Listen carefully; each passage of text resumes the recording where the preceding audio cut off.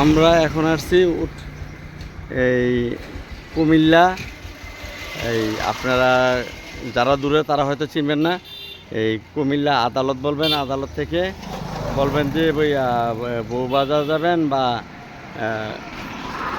মরাগাঙ্গের পার বললে হবে, যে বা লেক ভিউ কোথায়, বউবাজার রোডে।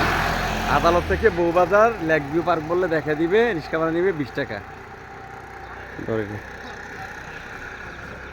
এভাবে এই হচ্ছে লেক ভিউ পার্ক। ভিতরে ঢুকেছি, ভিতরে